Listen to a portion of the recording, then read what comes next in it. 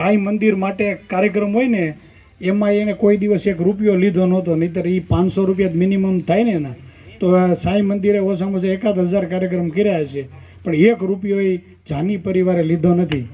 એટલે એમનું યોગદાન પણ ખૂબ સારું છે. એમ એવી આર્થિક પરિસ્થિતિ નથી પાછી કે પૈસા દાન કરી શકે. અને આ પ્લોટ લીધો એમાં પણ એ જાની પરિવારે 1,11,000 જેવી રકમ છે એમના સ્વર્ગસ્થ ગિરીશભાઈ જાનીના સ્મરણાર્થે છે એ આપી છે.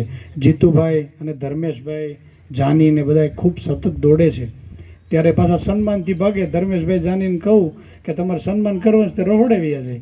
કોઈ પાસેથી ક્યારેય એવી આશા જ નથી રાખી કે ખૂબ મોટો ફાળો આવે. એમ નાનો ફાળો આવે. નગરપાલિકામાં સદસ્ય હોય તો પ્રકાશભાઈ હતા એમને કે ભાઈ તમે ટ્રેક્ટર મોકલશો. અત્યારે અશોકભાઈ હોય તો એને કે પ્રકાશભાઈને અત્યારે સીધે જયરાજભાઈ છે, કાળુભાઈ છે, અહીંયા જેટલા સદસ્યો છે એ બધાએ ભૈલુભાઈ છે કે જ્યારે આ સંસ્થાએ ફોન કર્યો તો નગરપાલિકાથી થઈ હગે એ મદદ આ સંસ્થાને બધાએ કરી છે. એટલે એવી રીતે આ સંસ્થાનું ગાડું હાલે છે. પણ રાજુભાઈ પાસે કાંઈ ન